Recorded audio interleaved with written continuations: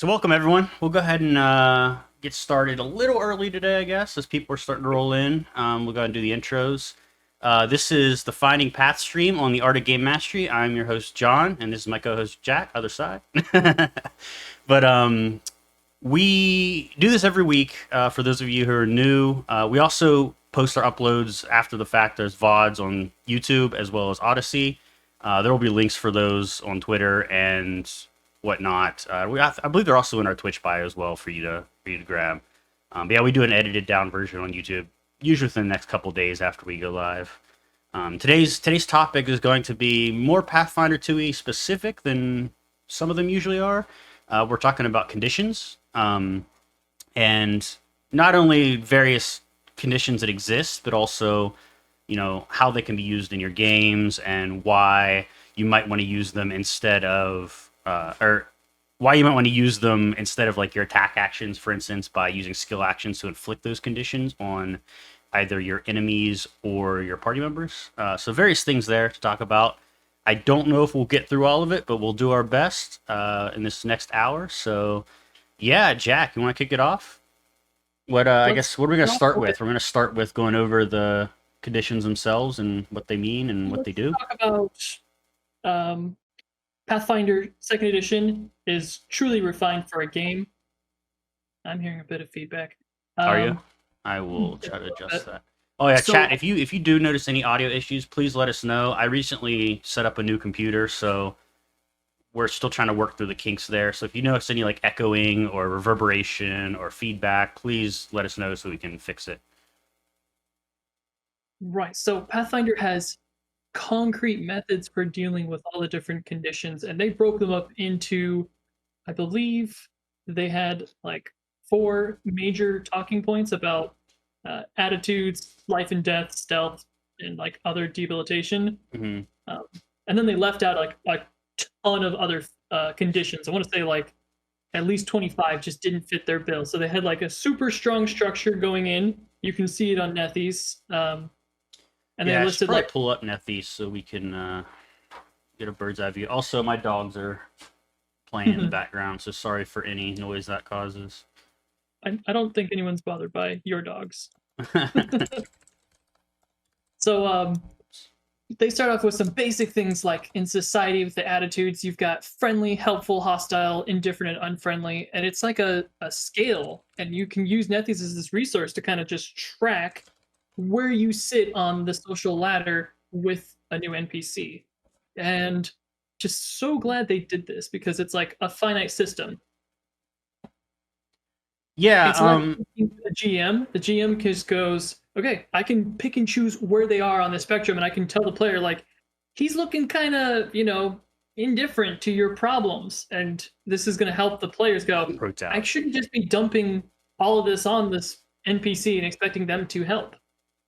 Yeah, I mean, I think attitudes are really sorry. Attitudes are really an innovative aspect they've added. It kind of adds a little bit of mechanics to something that's always existed in tabletop RPGs. And I really think we should probably do an entire video on attitudes or entire stream on attitudes at one point in the future because I think they do a really good job of talking about how attitudes can be added to your NPC, reputation effectively can be added to your NPCs. But I don't think they go over too much about how the same kind of mechanics can also be targeted towards things like factions or organizations. How these particular factions or orgs see a particular player, or even maybe bring the entire party, or maybe other factions and organizations within the world that aren't controlled by the party. So I think that there's a lot you could really dive into there, and I think that Paizo does a great job of laying the foundation for you in regards to NPCs. But I think yeah, as I mentioned, there's a lot more you can do with those rules that aren't really explicitly stated in any of the rule books that I've seen. Ah, yes, the favors in the Game Mastery Guide does kind of lean in that direction, though. I haven't read those rules in a while. If I recall, when I read them, I was like, these are cool, but they seem kind of, I don't want to say half baked, but they seem kind of lackluster in my opinion. I feel like they're a great start, but I think they could be expanded upon a bit. And using things like maybe some kind of combination between favors and NPC attitudes to kind of create a sort of a hybrid solution. I'd have to go back and reread those particular rules to really get a That's solid exactly why foundation. that needs its own video entirely. Yeah. Even like covering something like the conditions that Nethes has or Pathfinder has like outlined with life and death, the dying, doomed, unconscious, wounded, all those conditions. But that alone can have its own, you know, own hour-long talk at least, just to cover all those different conditions. The Right. same would cover for like the degrees of detection for hidden, observed, undetected, or unnoticed. Ooh, If it's you're way over. you're going to have a rogue in your party guaranteed as a GM. If you're a player and you're wanting to play a rogue, learning stealth, it is a lot to take in all at once. There's a lot of rules for it, so there are some deep dives on that. Hopefully, we'll cover that in the future. But some of the main ones that they talk about for debilitation, the kind of standard, clumsy, drained, enfeebled, and stupefied, they kind of make this like perfect. I almost want to call it triangle, but it's actually a 4 point. And then your senses, blinded, concealed, dazzled, deafened, and invisible, which I don't know why they went so consistent or inconsistent with it, but there's a lot of conditions to get through. So we're just gonna like briefly mention them and kind of trug along. Yeah, a quadrangle. Thank you. It's a not to be obtuse. It's a little rhombus. Yeah. So which Um, one do you want to start with? We gotta. I mean, like you said, I we got want a to lot go to into go some of through. the anecdotal mentions for some conditions apply. The incapacitation trait, probably the trump card in all of these different conditions that we're going to talk about.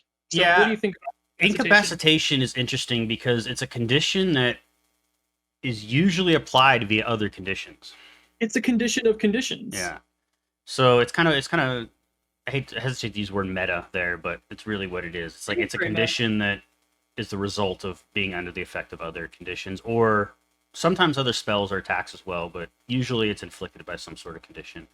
Let me It's pull up. it's a rule that as a player you want to know right off the bat. You need to know about this. You're gonna as a spellcaster, you're gonna want to know what has the incapacitation trait, and you're gonna want to know this creature that I'm fighting, is my spell going to work on it? And we talked about the built-in problems during one of our last games, I think, where it kind of forces meta because you're wondering what's the challenge rating or level of this creature. Do I need to increase my spell slot to be a higher level spell to get this spell to even work? Because with incapacitation trait, if the creature is above the tier for that spell, then there's just a straight chance that it won't even work. Right.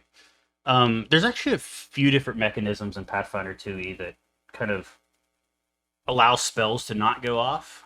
And this is just one of them. Um, I think I don't know if I'd agree that it's super. I think you can get away as a new GM without understanding the incapacitation rules for the most part. But I think as you start to get into conditions more, I think you'll find that incapacitation is going to come up more and more as you start to throw more interesting creatures at your players. I can't think of any creatures off the top of my head that. That's where the art of game mastery comes in. Yeah. Um, can you think of any creatures off the top of your head that really lean on this particular condition? I know they exist. I definitely recall them. Actually, let's see if it mentions anything here. There's quite a few. Just some starting out undead that drop down the sicken trait with there's like some kind of noxious gas that they spew out. You need to know like how incapacitation works for even just like a basic rat that has a disease effect, which is going to take you back to incapacitation. That's actually a really good point in that incapacitation is not just sometimes a result of conditions, but it's when we get into like deadly traps and whatnot and talk about hazards in general. There's a lot of things like diseases and hazards and things like that that will cause incapacitation, or other conditions that in turn cause incapacitation. Um, so those are also something to keep in mind. But yeah, Sicken's actually a really good one. Let me pull up Sicken real quick. We can kind of use that as a sort of segue. Oh, I have some stuff on Sickened. It's an alchemist killer, so this is GM advice, not player advice. you make them feel ill, then the sickened always has a value. The status penalty is like your check and the DC, so you can't willingly ingest anything. That includes elixirs or potions while you're Static for sickened. me when I And speak, then huh? when you spend an action retching, you can attempt to recover, which lets you do a fortitude save to the effect, and you can reduce the sickness valued. On a critical success, you can reduce it by 2. Yeah, I think it's also important to note that it's a status effect and or status penalty, and not a what's the other word I'm looking for? Sorry, my mind's preoccupied by trying to fix the audio noise. It's not a situational penalty, right? Which one? Sickened, it causes a status penalty and not a situational penalty. It is a status So penalty. it does stack with things like flat-footed and whatnot. So Yes. keep that in mind.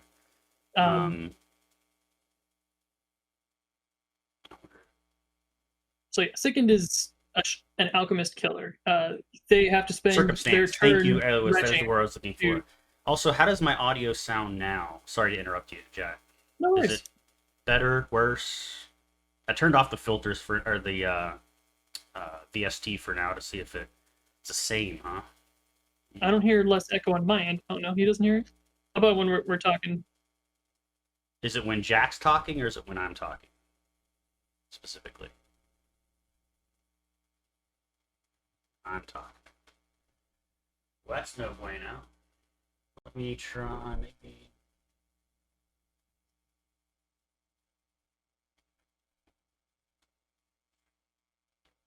You want me to keep going, or are you gonna cover it? Keep going. I'll try to fix this as we go. Try to just. Alrighty. So I apologize again, folks. I just said new computer. Gotta love live streams. So talks about some basic ones. One of my most favorite conditions that really hit me on the head was how different sleep, aka unconscious, is in one of my other games. There is a lot of rule changes that don't seem as intuitive as coming from 3.5 or from 5th edition. Paizo was kind of like with sleep. They threw out all of their previous rules and they kind of just built it from the ground up, which is good because it's more thorough and it has some key points that you can kind of cover about your unconscious if you have more. No, you're unconscious and have more than 1 HP.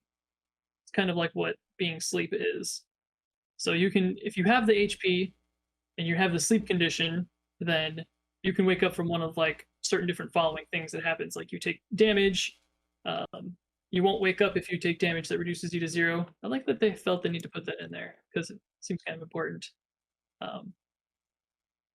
So if you receive healing or any other natural means from resting, anybody shakes you awake, they have to use an interact action. Something I didn't realize, one action you can spend to just wake one of your party members. It's pretty useful if you get someone uses sleep on you. More likely, the players are going to be dishing out sleep since it's a lower level spell, and they're going to be using it on your enemies as a GM. So you can have your cultists kind of shake those people awake. Loud noise isn't automatic. So they get to attempt a perception check against the DC of the noise for waking up. Or the GM can just decide that you wake up. That's always an option. So I'm glad that they stuck that in there as well.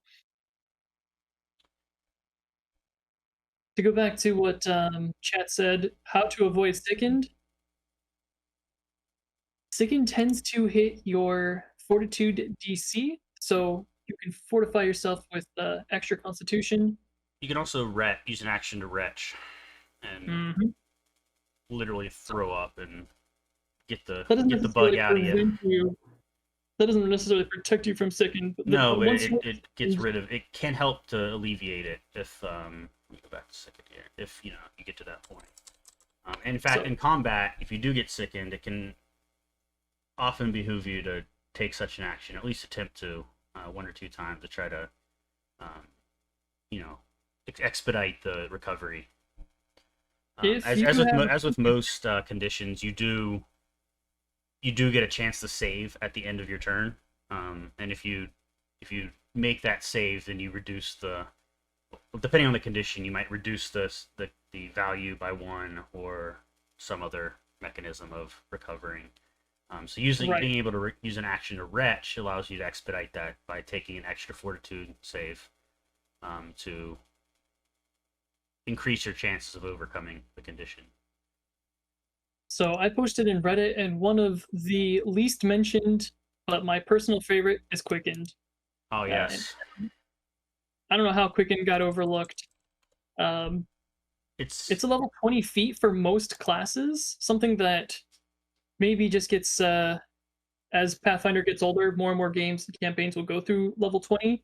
But almost every class gets some kind of uh, mechanic from their classes to get some kind of quickened effect. That it might just be getting an extra move action or an extra attack action, but pretty much everyone gets to level 20. right, and it's actually a bit unfortunate that Quickened isn't seen more in this game. I think. I mean, you have the haste spell, you have some monster abilities that grant itself quickened, or sometimes it's ally quickened. There's things like alchemist elixirs and whatnot that can grant the quicken condition. But oftentimes, if you do get it outside of something like a haste spell, it's very transient. It's only there for a round or two. Um, and I understand why they did that. It does kind of having extra action on your turn is actually a really big deal in Pathfinder 2e. It really changes the dynamic of a fight significantly, more so than you would think. So I understand why they don't just dish it out more. But I would like to see at least a bit more ways to obtain that trait because I think it's something So that's really what we're cool. here for today. There's the frenzy mechanic. I noticed the frenzy mechanic occurs on quite a few creatures, so Hmm. as a GM, you can definitely dish out some extra quicken to kind of buff your enemies. And if you're doing the homebrew route, having a condition that sets when they're going to go into a frenzy is a great way to incorporate that extra action economy into their fighting style.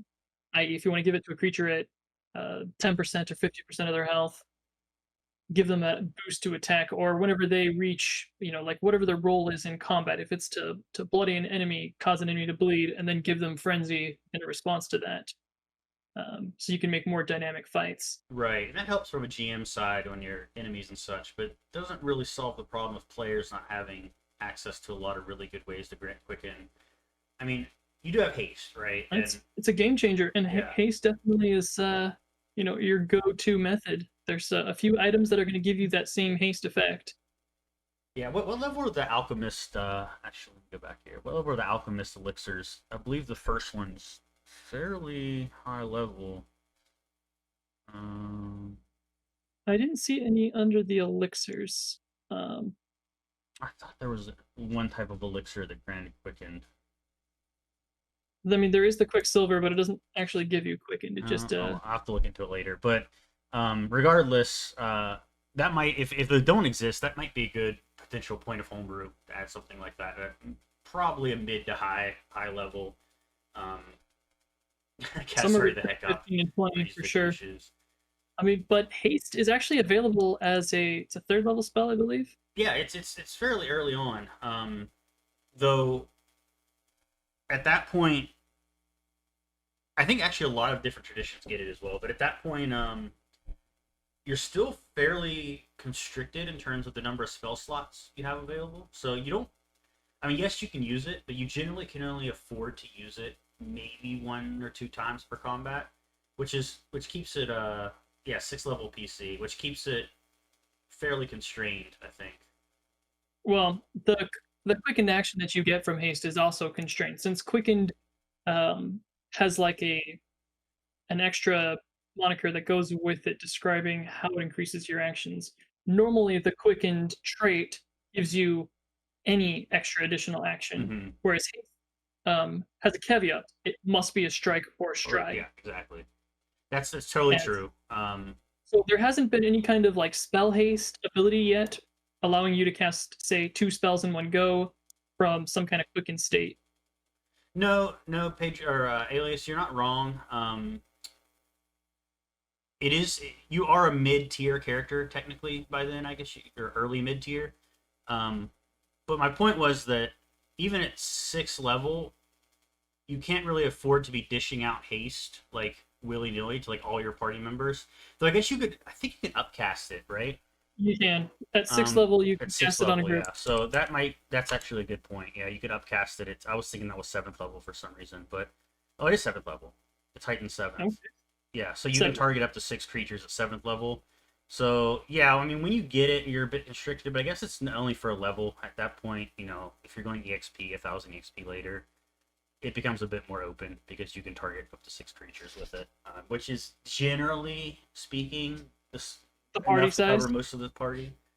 So, unless you have like a really abnormally large party, in which case, I've hey, I'm never played in a sorry. game with an abnormally large party. Well, I mean, we don't have even in our Takasega game. We don't have a particularly large party. We just have a lot of NPC followers, and the way we play with NPC followers, it ends up effectively being another party member. So, yeah, it does. It does kind of put snags and things sometimes, but um, We got a few more to go through.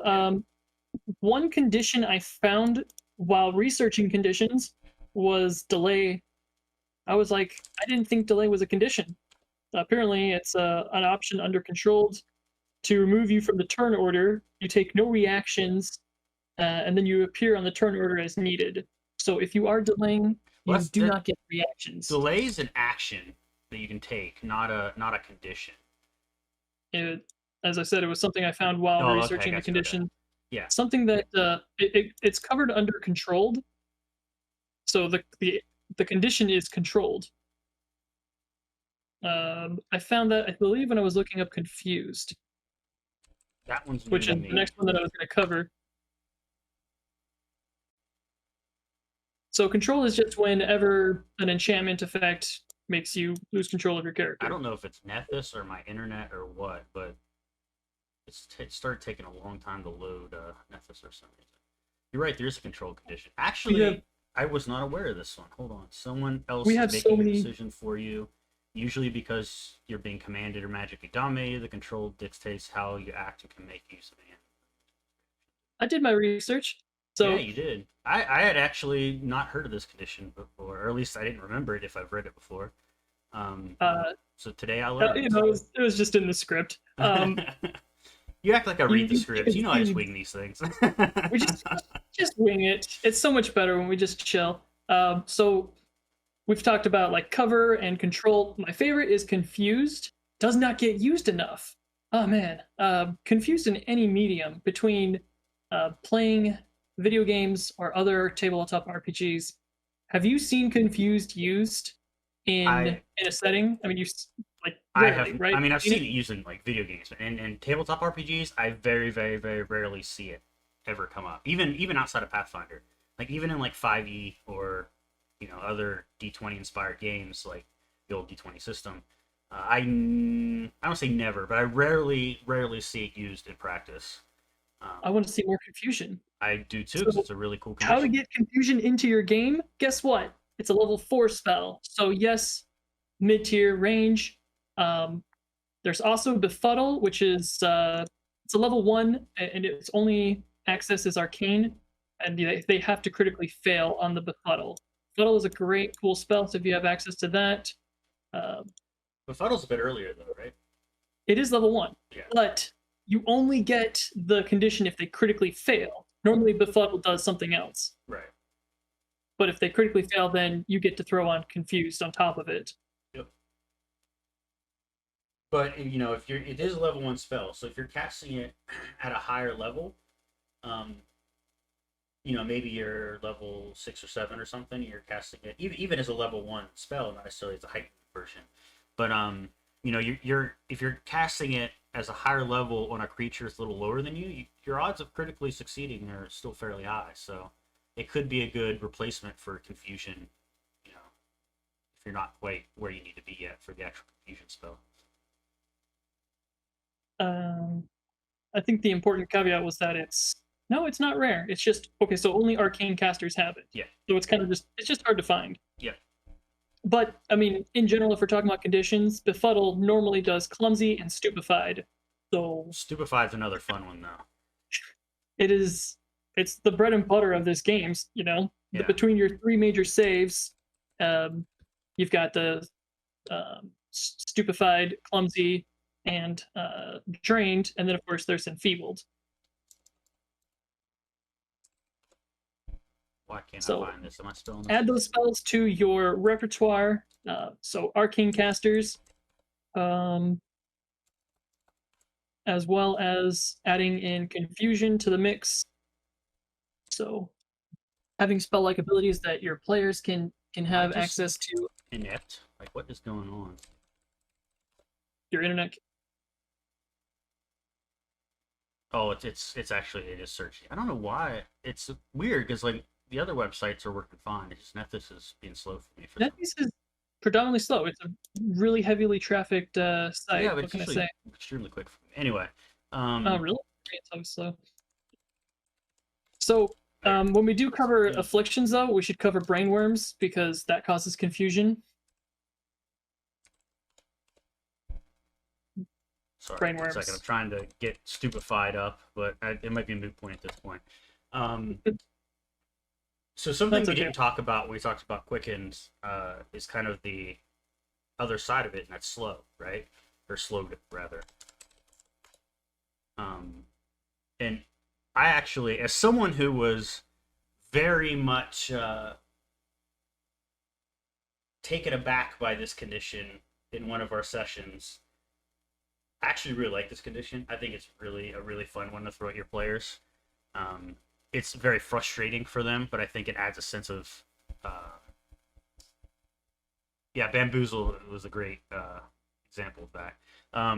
So slowed is basically the opposite of quicken. It basically takes away your actions, and for the life of me in our campaign, I could not get over this freaking condition, and I was to the point where I was so slowed I literally couldn't do anything on my turn, um, and it That was was so frustrating. But at the same time, when we beat that fight, it was so satisfying for me because like I'm like finally this is over. I can move again. I can do stuff again.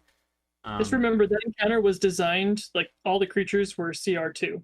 yeah, I know it was very little of a counter. I just could not roll well if my life depended on it, and I kept succumbing to that condition. And it was actually interesting. For a little context here, the condition in question, the slowed, was actually caused by some magical mud that was throughout the environment. And he had I think it was a golem, right? A mud golem or something There was a mud golem. that threw me into the mud, like way into the mud. And I could not, and every time I moved, I would chance getting slow. So even if I did break out, if I couldn't get out of the mud, I would still have a chance of getting it again. So I would very rarely succeed on my save to overcome or to recover from the slow. But then as soon as I did, I would immediately get it again because I'd roll poorly on my save. So it was like, let me out of this mud kind of deal. And I It remember was one totally point I did get out, and the creature was right there, just threw me right back in, and I was like, I did it that. was so frustrating. But like I said, that frustration led to great satisfaction at the end of the encounter. So well played, well played. So if you're looking to make a sand trap that's not deadly, put a cap on that depth. That way the players can only ever get to like their neck or hobbit height so they can still breathe. And mud is going to be difficult terrain to get through. If you've got something, I was using axolotls Yes, and and I was kind of running them as like magical carbuncles. And I was using the mud golem to be kind of like the inciting riot for this encounter. And it turned a what should be a level 2 encounter. You guys were like what, level 7, 8? Were you 9? something like that. But we You guys approached were that extremely poorly. Like it was the way we approached mechanics that and encounter throw a was wrench and exactly how. So you can really use those mechanics to kind of upscale the fight. yeah, and that's really what conditions are designed for, right? They're there to as a tool to help make fights more interesting and more dynamic. Um, Real quick, as a quick segue, something that came up in our internal Discord for one of the campaigns that Jack is running. Um, we have a player who's somewhat new to Pathfinder 2e and comes from primarily a 5e background. And they're still trying to like learn their ways about the three action system and whatnot. Um, and they made the realization during conversation we had today that I don't need to spend every action attacking or moving or whatnot. And there are things like skill actions that can often inflict conditions on um, either an enemy or your some way help your comrades in some form. Um, and I think that that's something that's often overlooked by people new to Pathfinder 2e is that just because you have three actions doesn't mean that you're expected to attack three times or even two times. Like hell, there's many rounds in combat where I don't as if I'm playing a more support oriented character, which is something you can actually do in Pathfinder 2e, unlike some other systems like 5e. Um, I don't take any attack actions at all in a turn. Um, Sometimes it's better to use a an ingenious skill action to somehow buff or provide an advantage to one of your other party members, maybe someone who's more targeted towards damage dealing, so that they can more likely to hit, more likely to crit, and more likely to do more damage overall as a result. And I think that's something that is tough for players to grok, at least initially, because they think a lot of times I think they think of it as, oh, I'm not shining if I don't do damage. Whereas reality, it's like, no, you're shining. You're just also making someone else shine brighter. But that's not a bad thing. Like that's the whole point of a support character, and a lot of classes in Pathfinder here are well suited to a support style of play. Um, so I think that if I had any advice for new players of Pathfinder 2e, it would be to embrace that support style of play. Even if you are a full fledged damage dealer, it's usually in your best interest to precede an attack roll with some kind of skill action to make your next attack more likely to hit, more likely to crit, more likely to do more damage than it is to just take two attacks where you're less likely to hit, less likely to crit, and less likely to do any damage at all on your second attack or even third attack. Um, Yeah, it kind of puts a whole new meaning to diminishing returns. We're so used to computers kind of arbitrarily handling that for us, so we don't think about the -5 map, the -10 yeah, map. And so when we're talking about things like slow and quickened, quickened gives you that extra action. You don't necessarily, I mean, if you're getting it from haste, you need to use it for strike. You just say, my first, hasted quickened action is going to be for the strike. Use your other three actions to do everything but, because you have access to intimidate on your rounds, bond bot, evangelize, all these different right, skills that are going to put you in a position and kind of treat your team, because this is a team oriented game. So just like volleyball or soccer, you need to score goals, and we see that as dealing damage. And instead, you should be looking at it as assists is how we get goals. It's right, how we win the game. And yeah, so when you're doing support, you're doing an assist, and all that damage that your party member is dealing because you hasted them or you set that fighter up to get that flanking before he moves in. You doing that is giving that fighter that extra damage. It's all shared. It's right, all collaborative. yeah. And even without something like Quickened, it still often behooves you, regardless of your role in the party, to consider these skill actions when devising your approach to a turn. Um, it's definitely something that takes some getting used to because it can feel like I'm not doing anything my turn sometimes, but in the reality is when you look at combat as a whole, both in game and out of game, it's not combat. A fight is rarely won by just one person. It's usually the collective efforts of some kind of team that creates the results of an encounter. And just because you weren't the one who swung the sword or shot the Did the gun or damage. whatever doesn't mean you didn't you know help the combat in some way.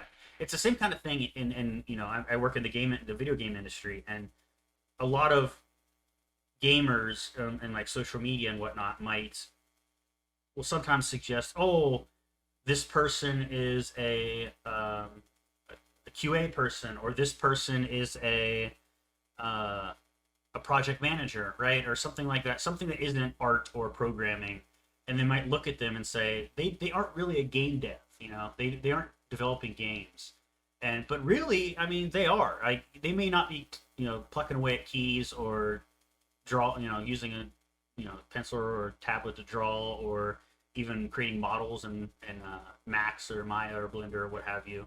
But they are just as much an important component to the system as any other uh, team member, because without a project manager, things would be even way more off track than they usually already are.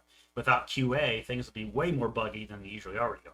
So it's like everyone has a role to play, and sure, they may not be the people doing the direct effects, but they are collaborating in a way that increases the quality of the outcome.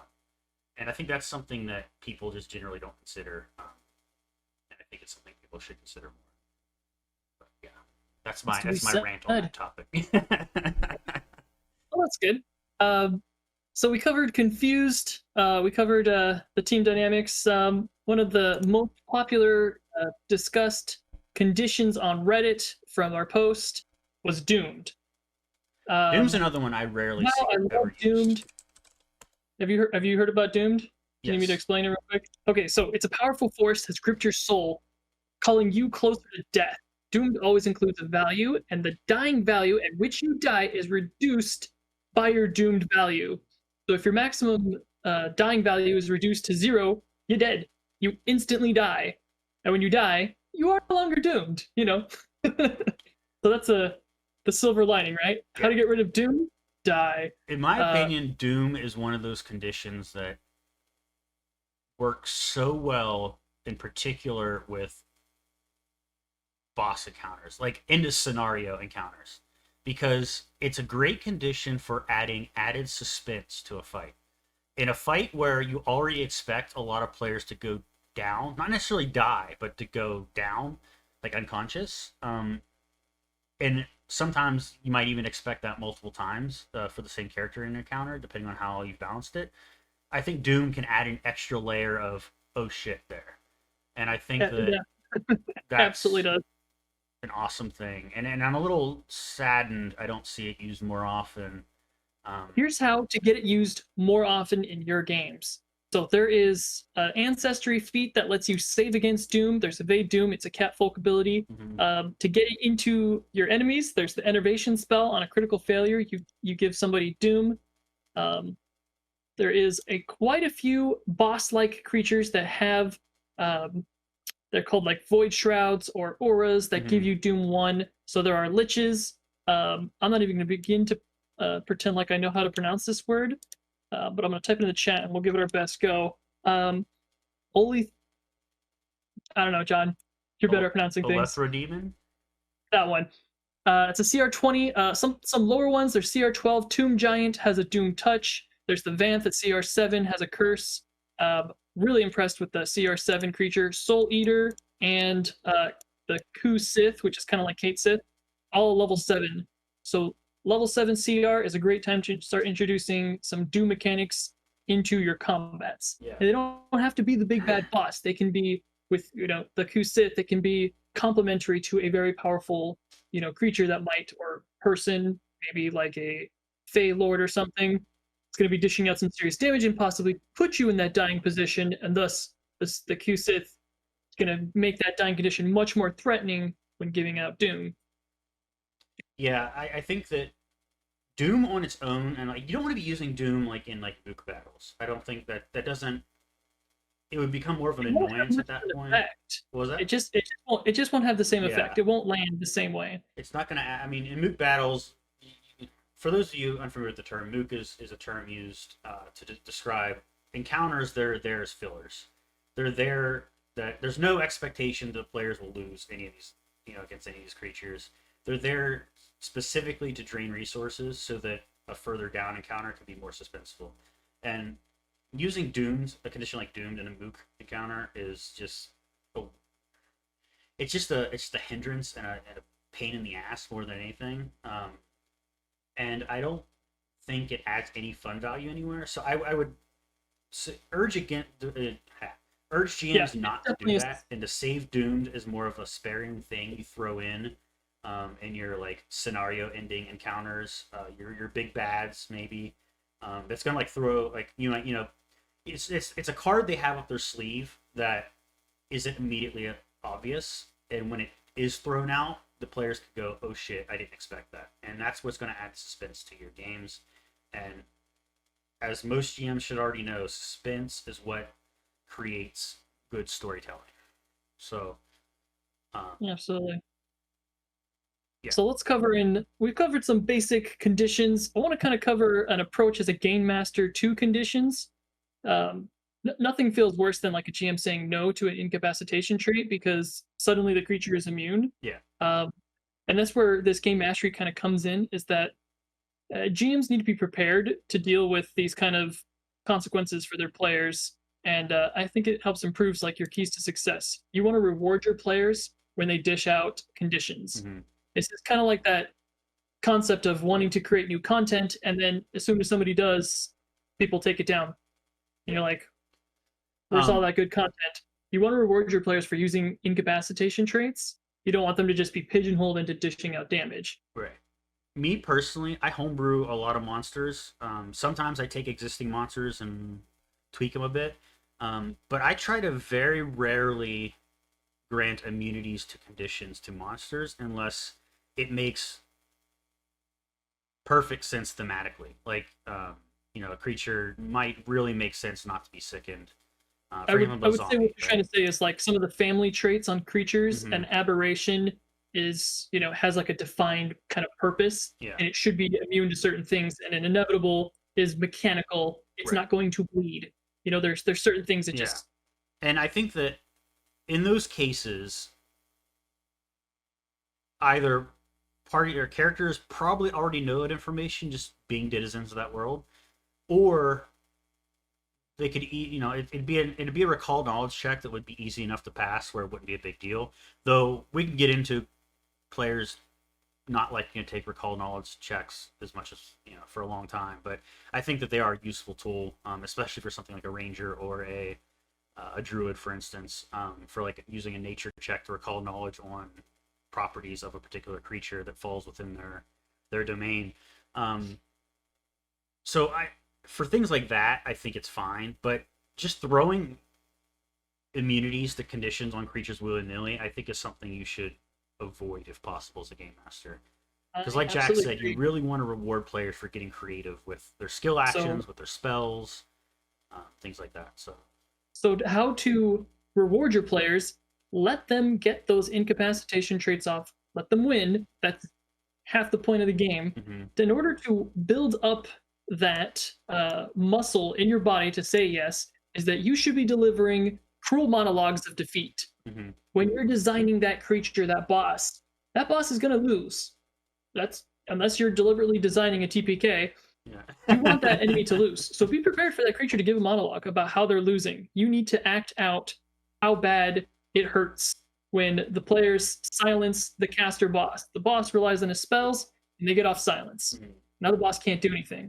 It's up to This you to kind of deliver that so that the players can feel like, this enemy is truly dumbfounded. They're shaking their fists, they're angry. Maybe they get on their knees and plead, and you change the whole combat around. Like they've won. So now it's a matter of how they're going to handle that. yeah, this is something I'm admittedly trying to get better at. And it's not just you know when a combat ends, I try to be very um, colorful with my descriptions of each attack and how it affects things.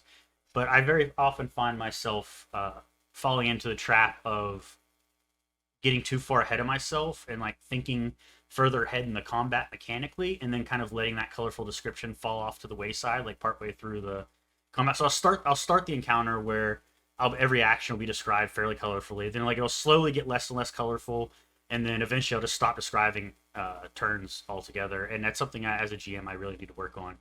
Um, Think that fatigue happens to all of us, so yeah. don't beat yourself up too much.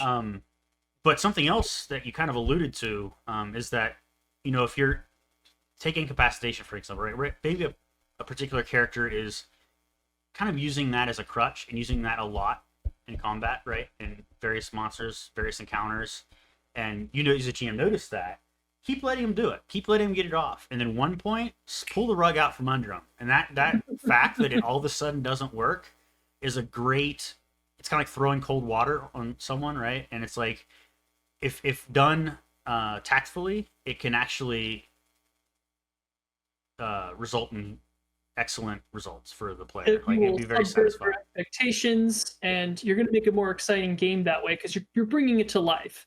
And that goes the same with using conditions on your players. We've talked about letting the players hit your enemies. Now comes the hard part.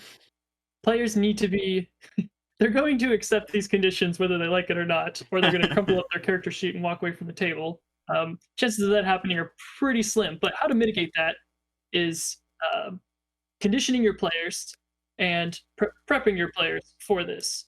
So one of the best ways is to introduce a mechanic like a condition in a light, easy situation.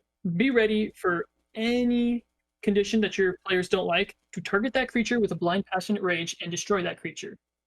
Right. So they've seen how that mechanic is used, and then you can build upon it. Now you've hinted at it. Call this foreshadowing in you're writing a story. So you can slowly build on it, and this allows the players to begin preparing for how to handle that ability. This might give your alchemist a chance to prepare some disease removal, right? I like that term, Eos. Mechanical placebos. Love it. Mechanical placebos.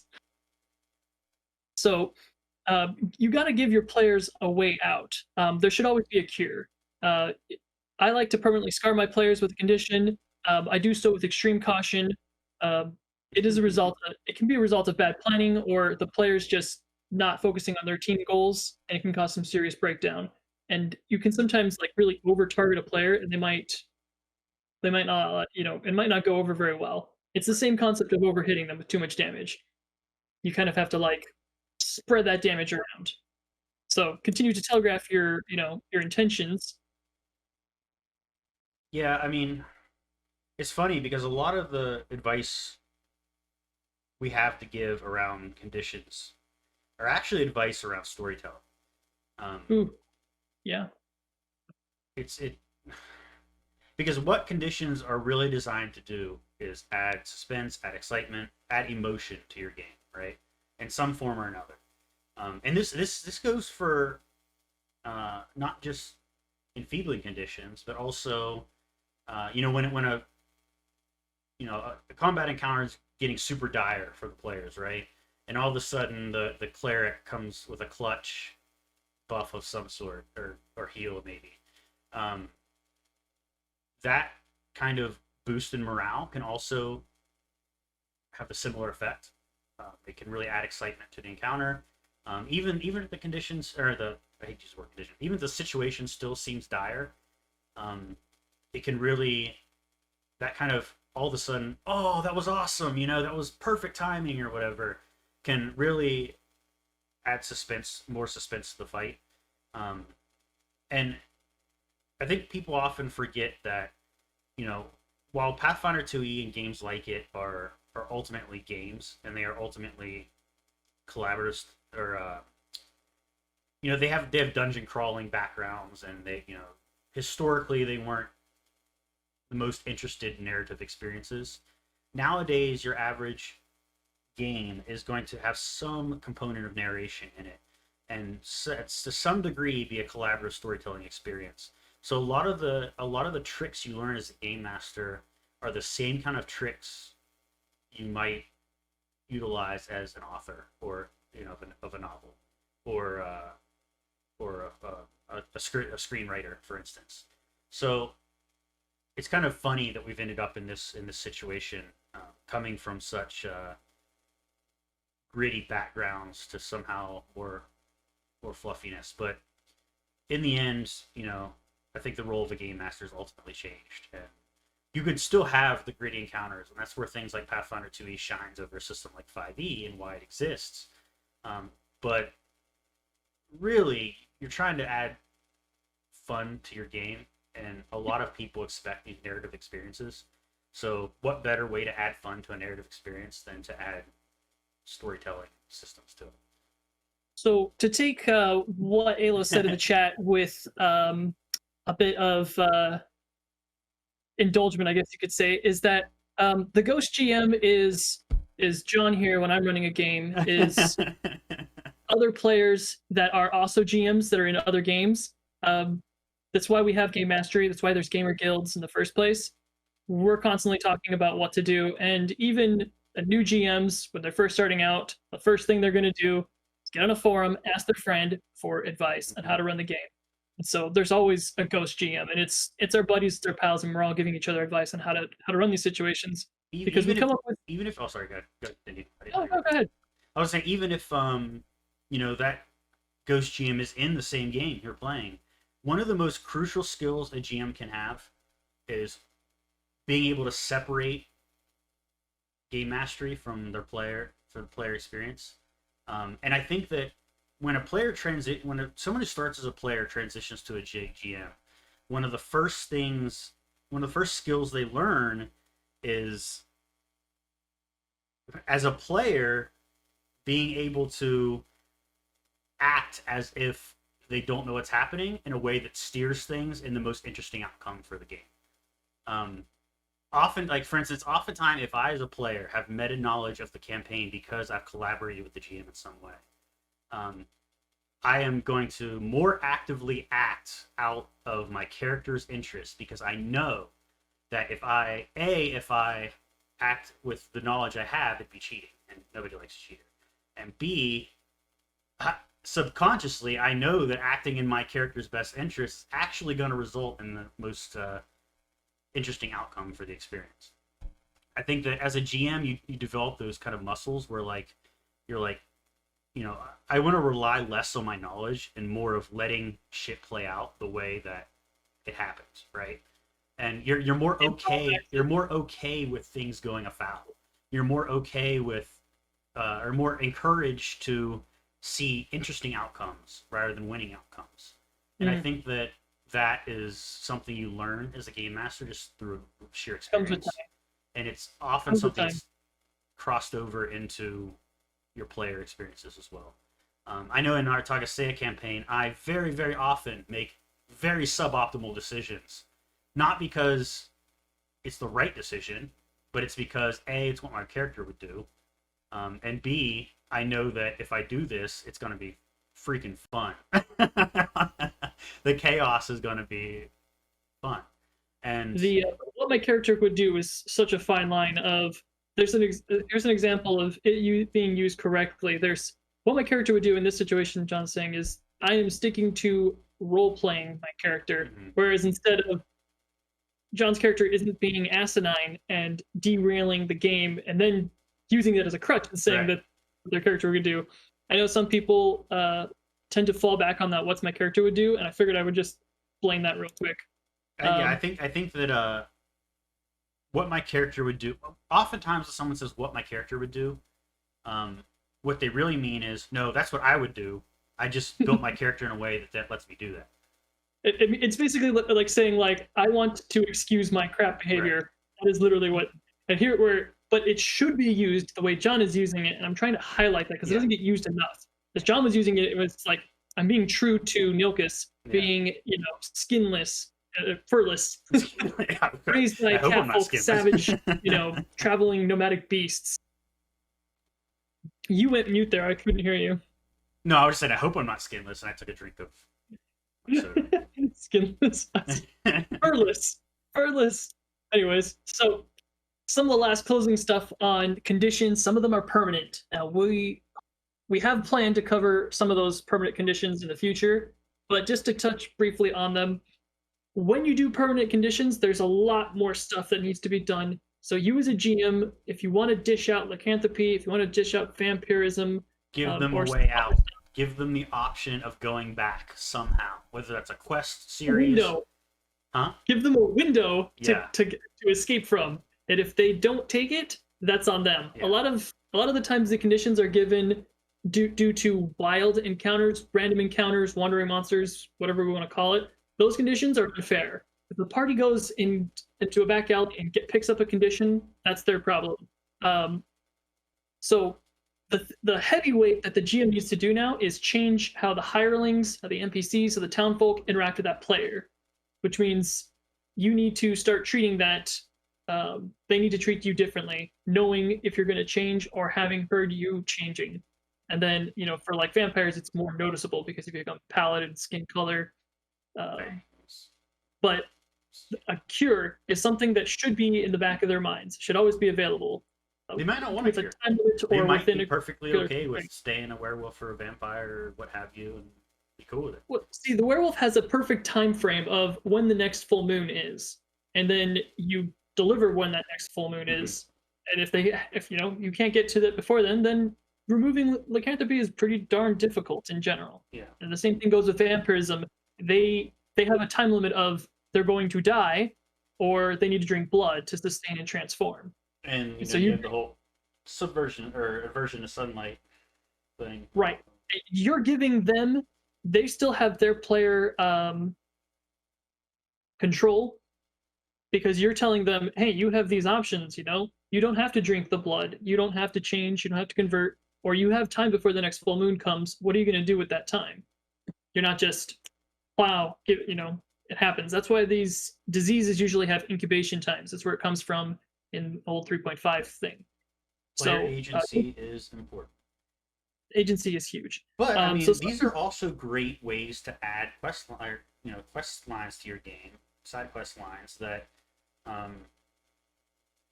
Absolutely, I'm all about weaving in quest lines into other things. Since I play a sandboxy game, I definitely like to play with the threads of fate, and certain things are going to be like the party has some general goals in a particular area, and they don't seem interested in going in that area, and you can kind of help give them reasons to go there, and eventually there'll be so many reasons that like everybody in the party will be like, hey, we've got a bunch of stuff to do in this area, they're going to want to go there. And so you can kind of be like, well, the solution or a person who might have information on this is over there. Yeah, it's not necessarily railroading, it's nudging, because you're giving the railroading would be if you're forcing them and they have no other option but to comply, and they're just on the tracks. Listen, okay, let me give you guys a secret about Gamemastery. Even in the most sandbox or open world games or whatever you want to call it, the GM is still guiding players. I don't care. Railroading's only a problem if the players think it's a problem. Behind the scenes, the game master is steering things and plotting things and messing with things. We are totally making a bunch of rail systems. Yeah. You're always on a rail system. Whether you realize you're being railroaded or not, you are always being railroaded to some degree. But part of the game master's job is to cast the illusion of choice. That's the secret that all game masters share, is that we are still railroading. You just don't realize it. So to capstone on the conditions, it doesn't always have to end in a TPK. Your big bad only has such a big stomach. So even if they turn you all to stone, chances are there's going to be a way out of it. So you as a GM, if you're going to dish out a condition that can TPK the entire group, you have to be prepared for what comes next. Don't just plan, I want to use the doomed condition, and then you have a TPK and everybody dies. Yeah. Okay, so what happens after that? You need to be planning that if you're going to use that condition. So, if you're feeling frosty and you want one PC to actually bite the dust, that's good. You need to talk to your party members ahead of time and be like, they want to play a new build, they want to test out a new ancestry or class. Those are the PCs that are going to handle taking death a lot easier because they're going to be trying out something new. Otherwise, you need to have that contingency plan. So I don't suggest you add in a condition if you're not prepared for what comes next. Yeah, just like anything, whatever tools you use, consider all the consequences and possibilities, and be prepared for the worst. So we need to have John, we need to make a video about TPKs in general, and not being focused on TPKs are bad and what led us to here. Instead, it needs to be what happens after. Yeah. Like we had a TPK, what now? I've actually been planning a quick like 3 minute GM basics thing, and then I was gonna do a stream about it too with you and talk about it. Yes. We, we've We need we've to- we've hinted at it several times in the past that there are several ways, several tools that you can use as a GM to turn a TPK into a non-TPK, and I think that they're often underutilized. And people think, "Oh, I killed the party. I guess that's it." When in reality, nah, you're the GM. You killed the party. Did they really die? Like Tune in next time. yeah, like there's all kinds of ways out of that. Even if they did die, okay, I maybe have their used that soul's still already. lingering, and they're in some kind of soul realm where they're trying to get back to their bodies or something. Maybe they're not Mm. completely dead. Maybe some kind of magic interfered or something. There's all kinds of different things you can do depending on the scenario. I think I did that in the Mines of Fandelver game. Do you remember the death, I the do, TPKs that I yes. When you had not the like we TPKs, but thought were actual deaths? flashbacks at first, but they were actually like, yeah, I remember. So one of the players died, and everybody in the party was just devastated about that player dying. They decided to run away, and they went through a deadly trap, and they got flushed out to sea, and they just continuously rolled poorly, made bad decisions, and drowned. And the party was pretty devastated, and the player was excited. They were like, "Cool, they took it really well," and they told the party they were going to come back next session with a kobold paladin. Was a Cobalt I Paladin, don't remember right? what That's it what they wanted was. to throw at us. And so the next session, the entire time I was in communication with this player. The next session, they introduced a Cobalt Paladin, and I killed that player again. And I think John, like you had cracked at this point. You were like, you just killed this player like in 2 different sessions. Like I can't do this anymore. And then we brought them back and we showed that like even though you killed the player, they went to the Shadow Realm and they came back, and this was all just to kind of like a diversion to kind of help build the suspense and I think you even know like handed over the GM reins for him for a certain period of time too. That I session. I let them attack the entire party with Yeah, like a level 10 shadow creature yeah. of their choice. Which throwing the reins of GM to another player, if you guys are friends and you guys are playing in games like that, something you should test out every now and then. It shouldn't be used maybe once in a campaign at Yeah. most. And don't do But it it can be quite with groups of people you're not super familiar with, because it can really wreak do it havoc with with your friends. campaign.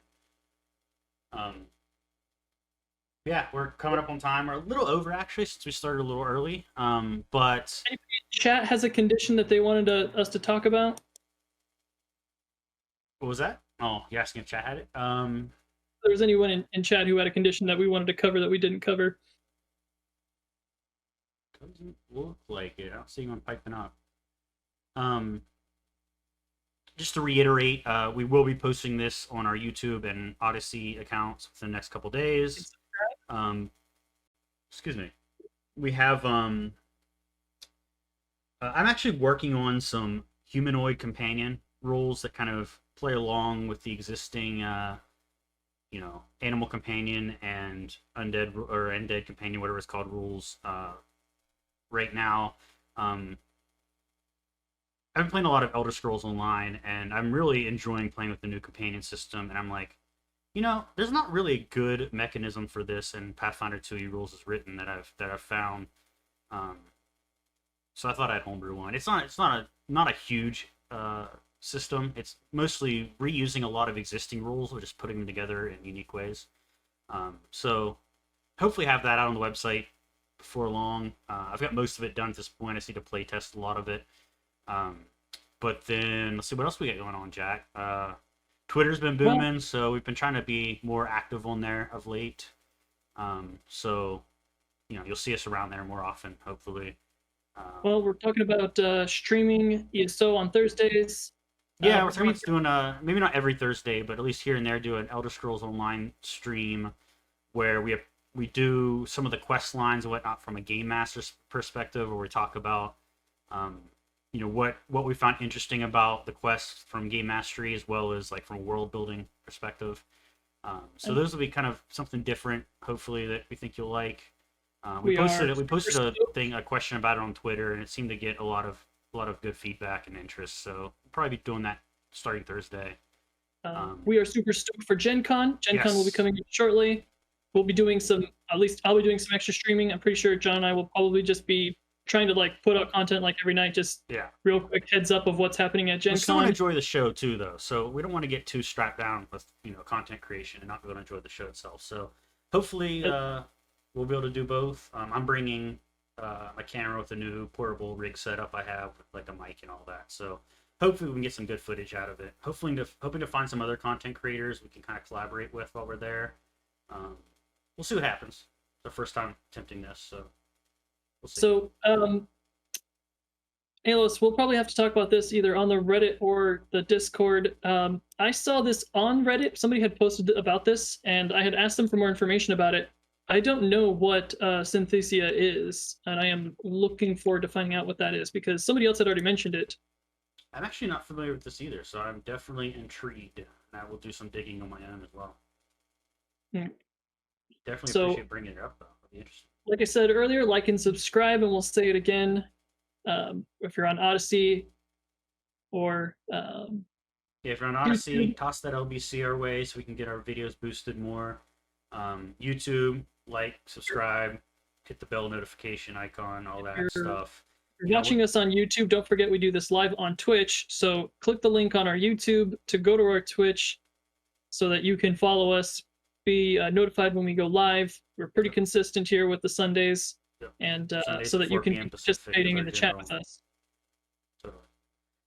It's an in real life condition. Okay, this is gonna need. We're gonna need to talk about this one. Definitely. All right. So thank you guys so much. Till next time. Happy gaming.